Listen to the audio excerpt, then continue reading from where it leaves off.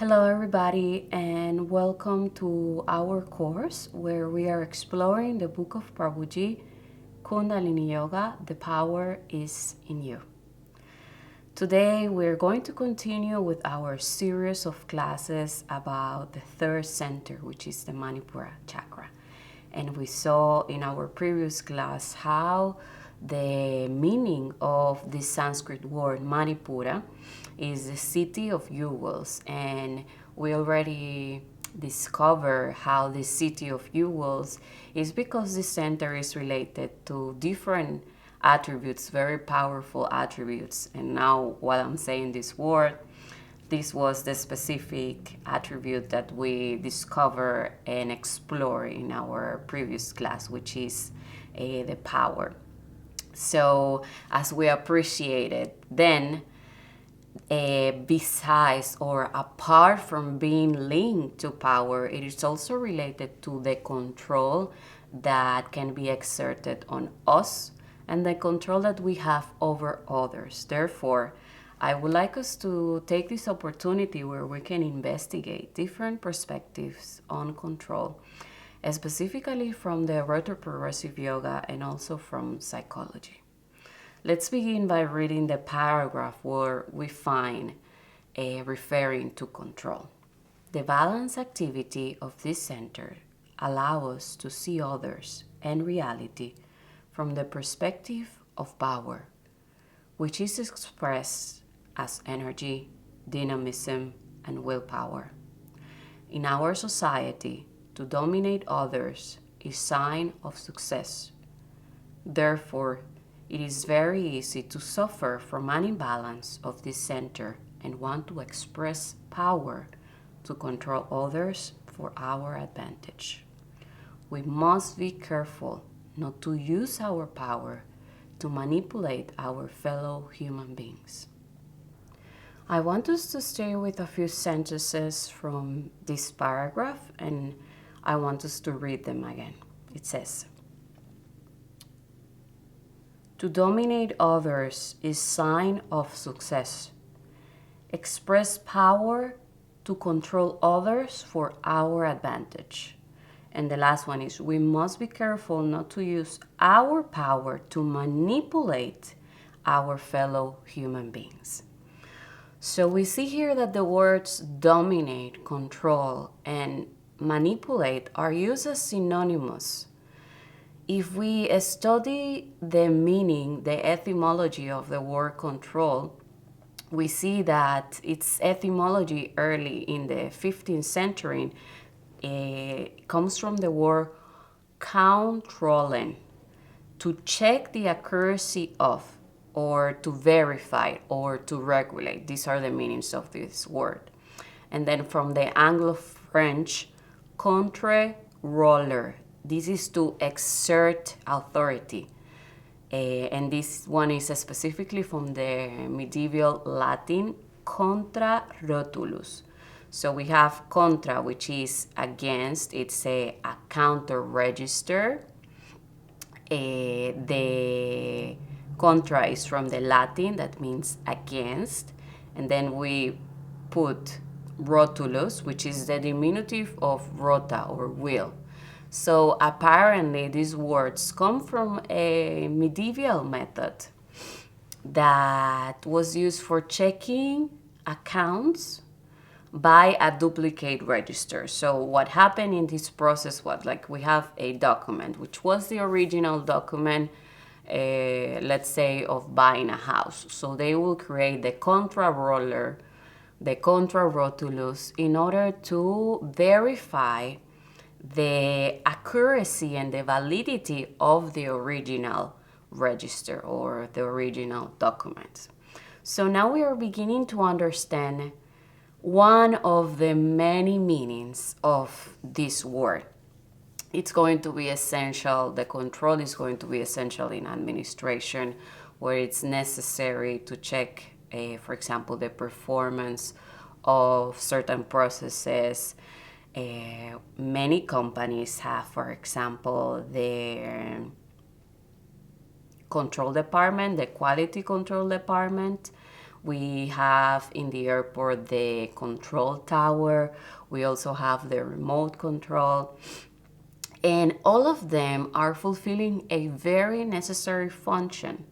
I cannot imagine if no one, for example, controlled the traffic, or if there was no tests to ensure the correct operation of different products. Like, can you imagine if any product that we see in the market is not passing through different quality procedures where we are ensuring that these products are safe for human beings to use? If there was not a control of this, then many dangerous things can happen.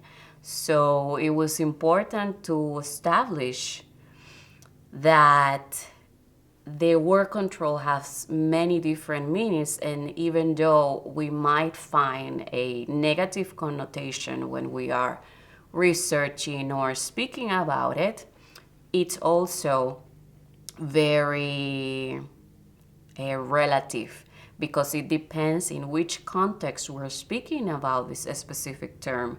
And in our case, that we're studying the chakras and we are studying this specific attribute related to the Manipura chakra, then it's going to be related to the balance of the specific center. We saw in our previous classes how if the center has a deficit, there's going to be certain disorders associated with it, certain symptoms, and if it's overloaded, you have other symptoms. And we saw, for example, in our previous class how the narcissistic disorder, personality disorder, is going to be related to an overloaded Manipura chakra. So I just wanted to, first of all, establish this fact, to always remember that if we find certain attributes, either negative or positive, it's depending on its context, and depending on the balance of the center for us that we're studying these different attributes. Let us dwell then in different definitions that are accepted about this word, the control. We find it in the Merriam-Webster dictionary. As a verb, it is defined as to exercise restraining or directing influence over. So this is, for example, to regulate. And we have the control of one's anger. So I am regulating my anger, I am regulating a trait or a quality of myself. This is one example. We also have in the definition to have power over, so we're ruling. And an example is a single company controls the industry. So it's ruling over different industries. This is the meaning of the control in this sentence. And another one is to reduce the incidence or severity of especially to innocuous levels. So this is when we refer to the control of an insect population or the control of a disease.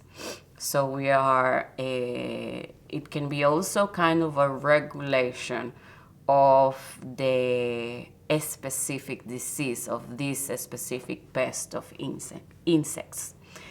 And then we can also have or share the definition that we find in the Cambridge Dictionary.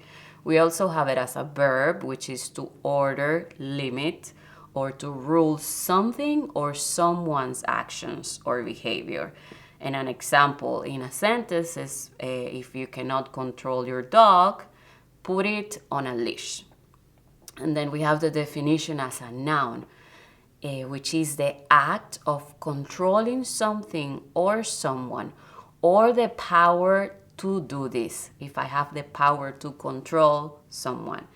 And the sentence that we find in the dictionary using the word control as an example is, she doesn't have any control over that child. It's embarrassing. And for me, it was very curious to find when I was researching and getting more familiarized with this specific word, like searching its etymology and the meaning accepted in different fields. We will see more now when we continue. But for me, it was very curious the specific sentence that was used to refer to this control or power that we have over somebody. It says, she doesn't have control of this child. It's embarrassing. And for me, the word embarrassing was the interesting one, because this is exactly what we're usually taught as a reaction to not having control over something. When you cannot control yourself, when you cannot control certain impulses, when you cannot control something or someone that you are supposed to have control over, then the reaction should be embarrassment, shame. And I just wanted to make a small parenthesis to see and for us to keep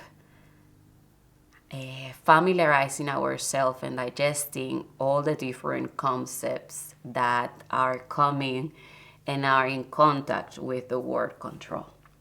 I want us to read more definitions of the word control in different fields, and then we're going to continue with the specific ones that we find in psychology.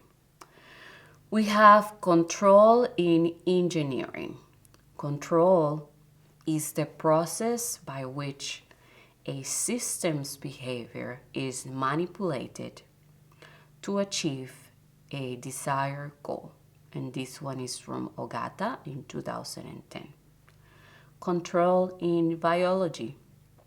Control is an organism's ability to regulate its internal environment and maintain a dynamic equilibrium based on changing environmental demands. This one is from Cannon in 1929. Control in cognitive psychology. Cognitive control refers to an individual's ability to regulate their mental processes and behaviors in order to achieve a specific goals. Miller and Cohen, 2001. Control in motivation psychology. Motivational control refers to an individual's belief that they can influence the outcome of a task or situation. Bandura, 1982. Control in social learning theory. Perceived control refers to an individual's belief that they can control the outcomes of their actions, which in turn affects their motivation and behavior. Rother, 1954. Control in self-determination theory. Self-determination control refers to an individual's perception that they have the ability to control their own behavior and environment, which promotes their well-being and self-regulation. Ryan and Desi, 2017. I want us to make a small pause here to refer to the different definitions that we saw in these different theories of psychology.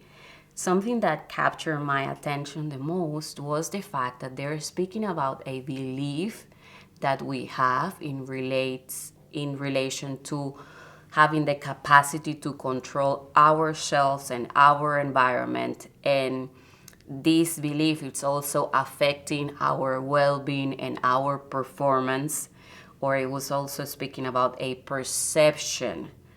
So what I want us to see is the fact that is not a fact. It's not something real, but it's more a belief. And then this belief, it's obviously giving me certain power. Either I believe I do have the control of this things that I want to exert control or power over them, or if I believe that others have it over me or over the different situations, it's obviously going to, or not obviously, but we can see that it's going to direct us and give us different feelings that are going to affect our well-being and our performance in the different situations in life. And for me, this specific word, belief, that we found it in the different ones that we just read, there are many others that are going to define this word, and it's very similar approach. I found it very much related to our previous class when we were speaking about our true power. Our true power is to give it to the supreme power, to the divine, this surrender that we spoke about. The belief that we, of what we are or what we possess to have, we are giving this to the divine. And we saw at the end of the class how this surrender, the true meaning is the realization that I am not separate from the divine. There is nothing that I possess or have that I can actually surrender. So this was their realization that we are one with the manifestation and we are not something separate. And we saw how we have this adhyasa, this imposition on things to make them ours, my husband, my cell phone, my book, but it's just an imposition, not the reality. So for me, these different definitions are coming to bring us or broaden our view in regards to the control, that it's not a fact but more a belief. Like, what is it that we can actually control? What is this certainty that sometimes we have in regards to different situations in life? Like, is this a reality or is it a belief, as we see in these different definitions that we brought from different authors and very famous psychologists? The capacity for impulse control is very essential in our development as human beings, and it's allowing us to postpone immediate gratification. This control of impulses is also related to self-control that we are developing since our childhood when we're growing up. It's going to help us to observe the consequences of our actions and how they will affect us positively or negatively in long term. And in this way, this capacity is also allowing us for us to plan and have a broader vision of our lives and not to just have this blind pursuit of pleasure that we saw in the second center. So this psychological capacity is present in different measures in people. And when it's present in a lesser extent, or it's basically almost not existent, the impulse control disorders develop.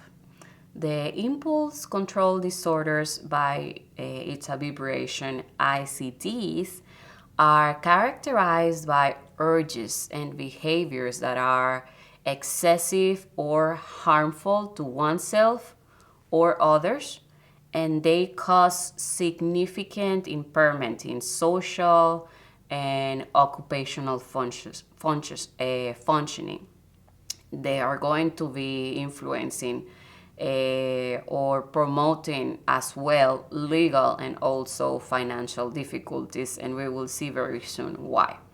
In this manual that we spoke about, I think it was in our previous class, the DSM-5, the Diagnostical Statistic Manual of Mental Disorders, it's going to recognize 5 types of impulse control disorders. We have first the oppositional defiant disorder, ODD, that it's going to include anger, irritable moods. It has very much the vindictiveness and also argumentative or defiant behaviors. Then we have also the conduct disorder, which is CD. This one is defined as a persistent and very repetitive violation of major societal norms and also the basic rights of others. The third one is the intermittent explosive disorder. By its abbreviation, it's IED. So this one is defined as a lack of capacity to control aggressive impulses. The name is providing us with the definition. We have the pyromania that it's more commonly known. This one is defined as the recurrent failure to refrain from the impulsive or fire setting. So someone that needs to set fire different things and it cannot control this impulse, it's going to be suffering from pyromania. We have the kleptomania that instead of fire setting, it's a recurrent urge to steal different objects, and they don't have to have a very monetary or high value, but they just need to steal different objects.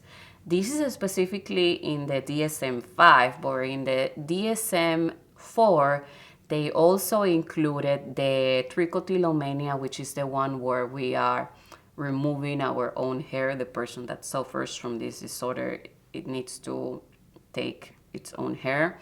And we also have the pathological gambling. One of the few things before we continue that I wanted to say in regards to these different disorders. First, I brought it just for us to have this broader view about the different disorders that can be related to the imbalances in this specific center. Briefly today, and then in our class where we are delving and explaining more about these imbalances, we are going to maybe deepen in a few more of them. Like we will pick a few and then we can familiarize ourselves more with these specific disorders. The other thing that I wanted to say is that these are very specific disorders and we might find different symptoms related to it. As usual, you need a mental health professional in order to diagnose these different disorders. And also what's going to happen is that they are going to be correlated to other disorders. So we might have different symptoms, but the major disorder, it's going to be different. Like we are going to have, for example, the related to there is a non-specific category where we have the addictions to sex or other addictions. So it's part of a broader disorder, and then it's not the specific ones that we just mentioned here. In the book Tantra, in the book Tantra Liberation in the World, we find the following paragraphs referring to control. Let us read. The Tantric commandment is to renounce all effort to control. It invites us to flow with desire instead of trying to dominate it. Tantra tells us to let ourselves be carried away and lose control, because in this surrender, the mind and its conditioning are overcome. It is a question of going beyond the mind and its content without opposing it. Only by getting lost in an understanding forfeit of control will we awaken to the timeless unity of consciousness. For me, these paragraphs are in harmony with everything we have been discovering about this beautiful path of the Kundalini yoga. about awakening and the ascent and the descent of the Kundalini, the chakras. We saw how this is a very organic process, and the symptoms that sometimes we see are basically expressing our elevation, or we can say the elevation of the Kundalini, and also are expressing our level of consciousness. So it's not something that we can force, it's something that we've been sharing about a lot. So here we have different topics that we already studied, for example, the desire, the renunciation, the surrender, and the specific topic of our class, which is the control. And I want us to read again this very specific sentence. The last sentence says, "Only by getting lost in an unresisting forfeit of control will we awaken to the timeless unity of consciousness." So again, we see the desire and the renunciation that we inquire into in our class of the Swadhisthana chakra, and now we have the power and control that is closely related to surrender. The lack of control that we find in this specific sentence, for me, is a synonymous of this surrender. This trust and this confidence in the divine and this higher power that is taking care of ourselves, this surrender to, there is something higher than me, and I am surrendering to it consciously, with consciousness, through observation, not by repressing or this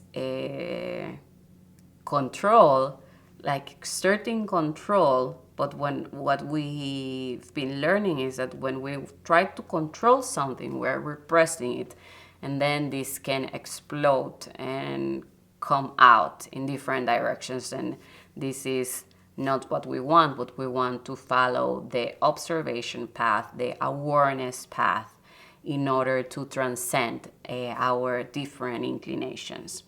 So these specific paragraphs for me are bringing the vision of the retroprogressive yoga, the message of Prabhuji about control, but this is through the path of Tantra yoga.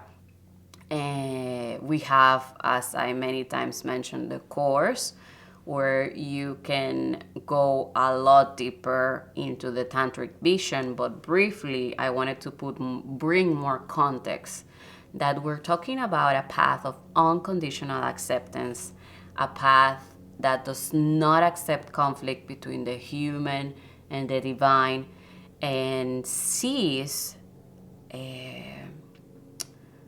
the process. It sees what's happening, or the path, as a process that requires development. It requires evolution or involution. And I always remember the specific phrase that it will be very absurd to condemn a seed for not being a tree. And this is what the Tantra comes to tell us, that in the same way, it's not going to condemn the human being or our humanness, because it's a stage in our development. And at the same time, this path is going to use everything that is available in order to put it towards the divine, in order to advance toward the divine that is already in us. So we saw how it's going to use the force of desire to direct us, like many different things or practices that are not accepted in traditional path or orthodox path. The Tantra is going to accept them because it doesn't see this conflict between, as I just said, human and divine, or profane and divine, or material and spiritually. Tantra is not going to allow this conflict between two extremes or opposing things, but it only see one process and different stages of that process, but they are together. It's not separating something or allowing this conflict to exist. So as we saw in our class where we saw the vision of the desire through the Tantra Yoga, we saw how it's using the desire in order to direct us, this passion that comes with the desire. Then the Tantra is going to take it and direct it towards the realization of ourselves.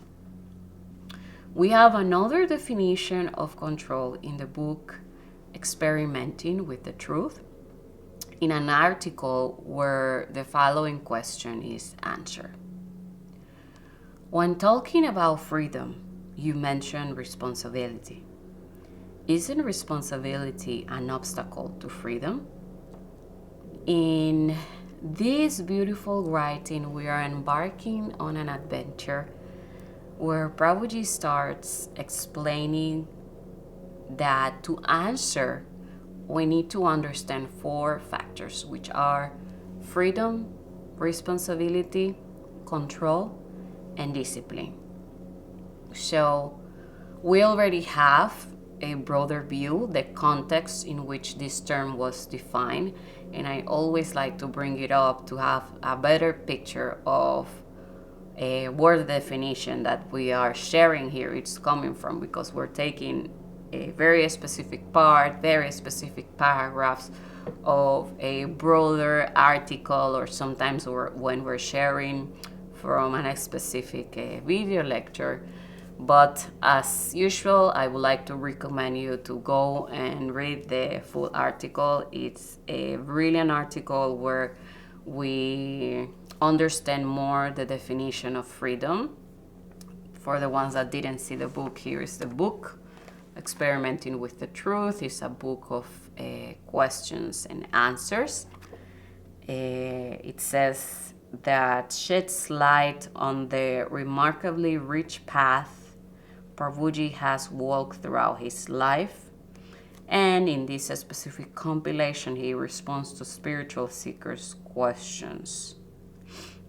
So, experimenting with the truth for whoever is curious about different topics and wants to dwell more and explore more about some of the terms and different things that we also share here from the book Kundalini Yoga.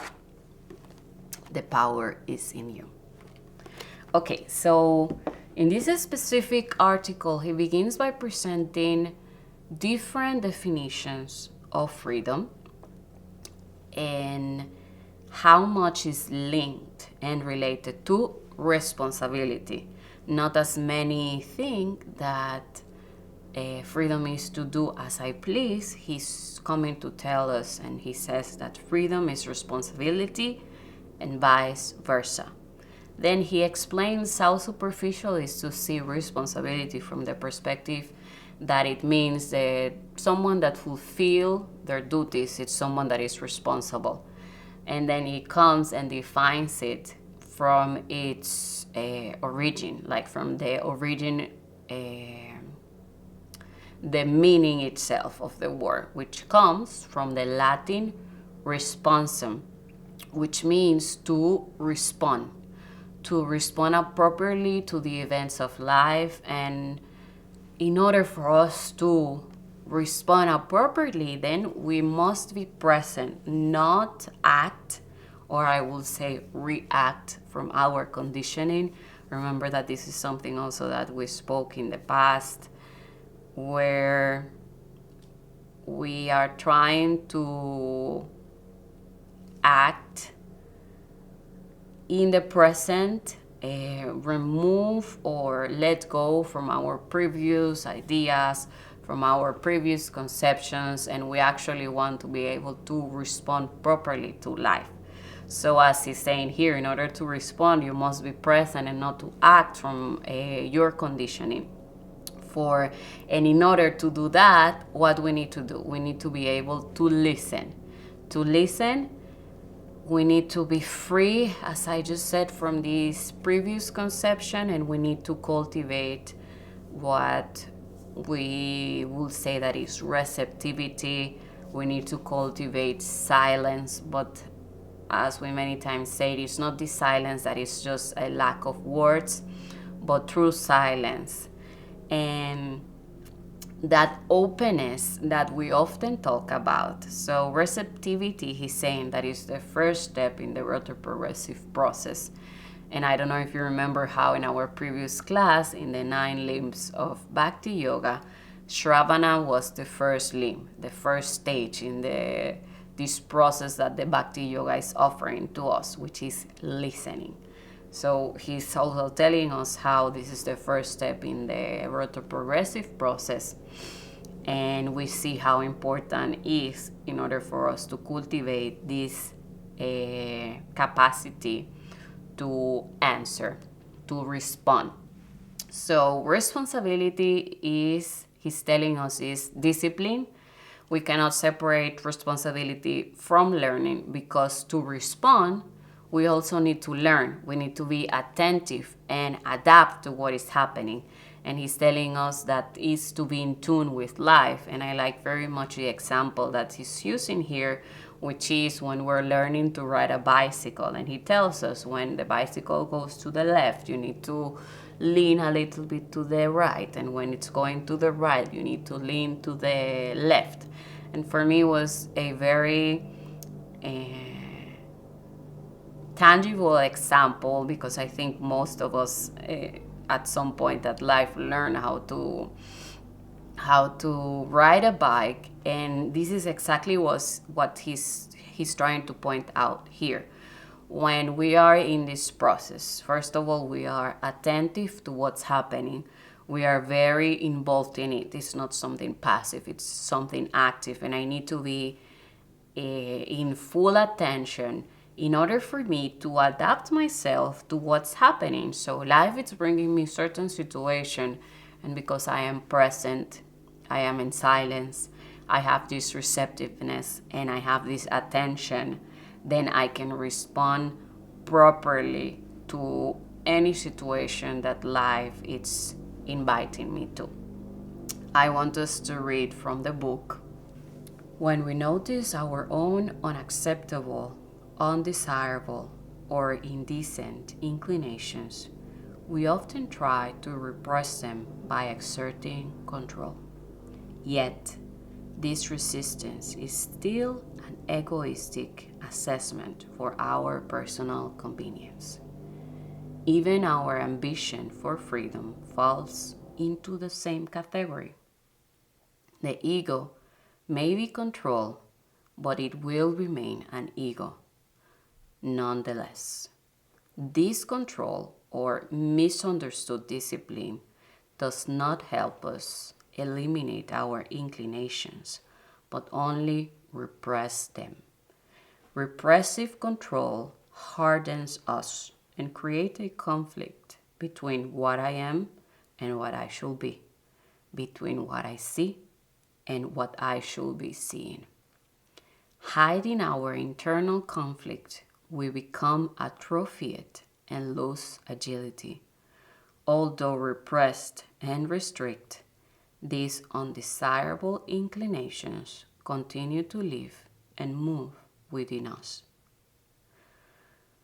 In this that we just read, I would say that we're facing, we can call it a negative use of control, because although in several occasions, as we saw previously, it's even necessary to avoid different disasters, as when we talk about the control tower in the airport, or it's necessary when we want to achieve a certain result, a desired result, like when we are on a diet.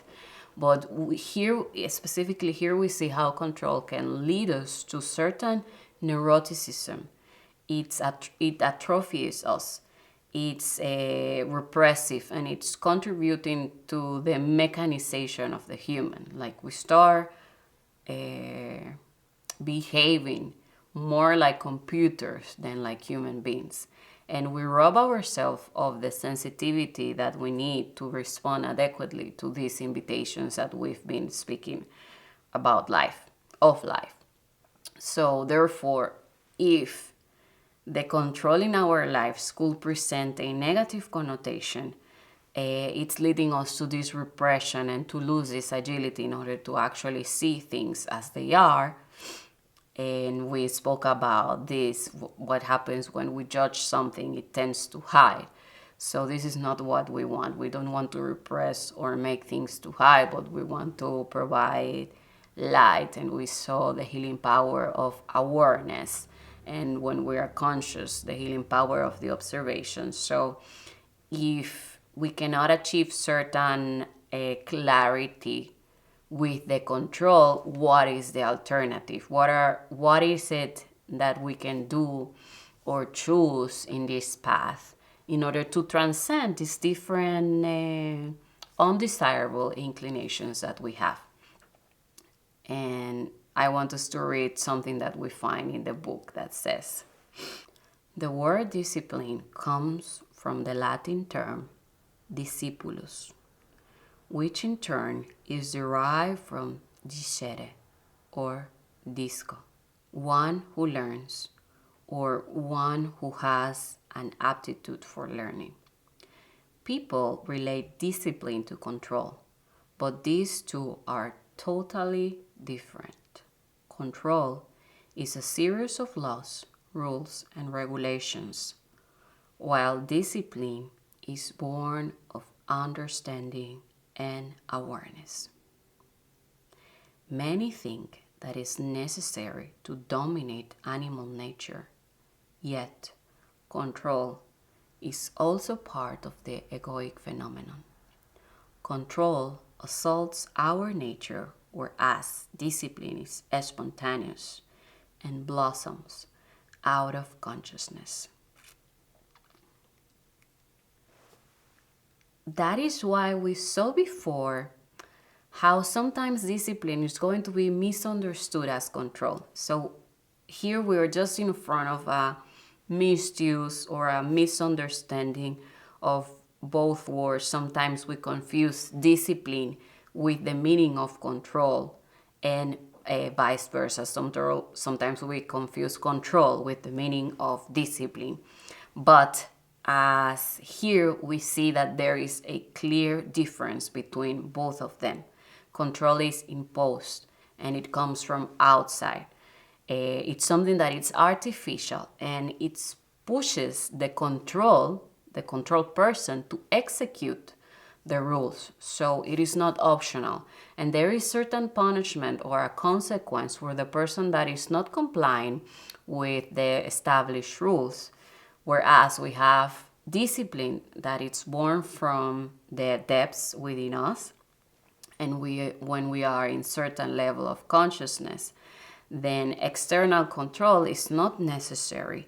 We have the maturity and we have the discernment in order to respond to the events of life, and we take into account both our own needs as well as the needs of the others. And we do not need an external institution that comes to dictate what is the right behavior. And let's remember that we're talking about an article that is asking about if responsibility is an obstacle to freedom. So how can we realize this freedom as long as we're controlled? So we're definitely talking more about the term of discipline. We are not speaking about control. And it's very important to have this differentiation clear. Like when we see there how it's speaking, or something else that I wanted to share in regards to what we find in this article is the fact that a free being or an enlightened being doesn't need rules, doesn't need someone from the outside. When you're free from this conditioning and you have this responsibility, this ability to respond to life, then you don't need something from the outside, something exterior, to come to tell you how is the right way to act. When you have certain level of consciousness and you, as I said, it's a free being, then the person takes in consideration its own needs and the needs of the others, and doesn't need someone from outside to come and say the right way to behave. It blossoms from the depths of within.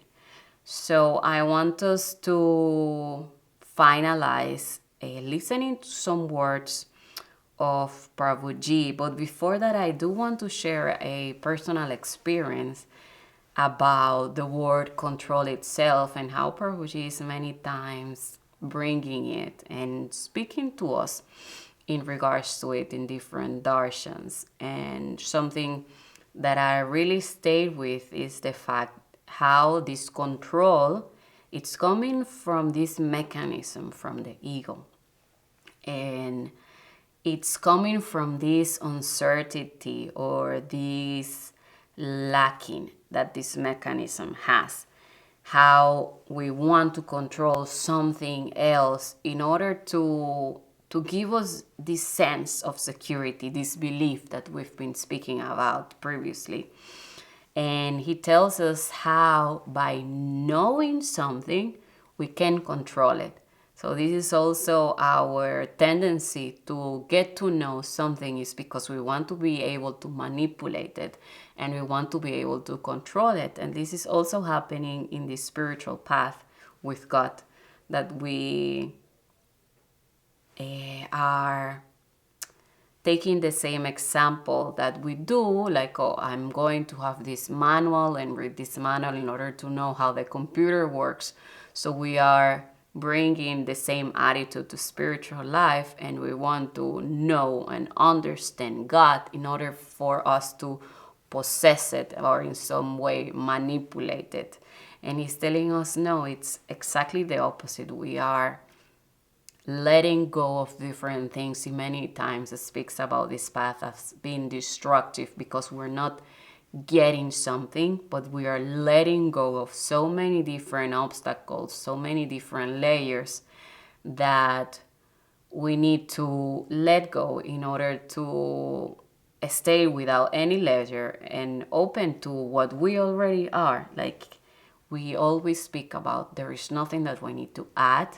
What we need to let go of different things in order to receive this revelation. We are preparing ourselves as instrument, but we don't need to add anything. On the contrary, we need to let go of different perceptions, different ideas that are the ones that are actually blocking our view of the reality that we already are, what we yearn to be. So now we can listen to these words. The name of the lecture is The Discipline That Is Not Imposed. And he's speaking specifically about the discipline and how it comes from the word disciple. So it's something very connected to what we just shared here. And he is speaking about a discipline that is imposed from the exterior. And what I think is that he's referring to the control that we shared in this class. In our next class, we're going to continue deepening into the different attributes and familiarizing ourselves with the different deities and different things that are related to the Manipura chakra. Thank you very much for joining us today. Jai Prabhuji. Can you explain, please, the place of discipline in the spiritual life? Depends what kind of discipline we talk about. If we talk about external discipline, the discipline of the soldier, the discipline of the industrial workers, that is not needed, because that is artificial, comes from the world, from outside, from the other. In the spiritual path, we are for discipline, but other kind of discipline that is totally different is the discipline that comes from the disciple, from the same word, very, very similar words, discipline and disciple. we talk about the discipline that come out of understanding and from consciousness. Is the discipline that comes from within. When I understand something, and something is really clear for me, I have certain discipline, but it's not imposed from outside.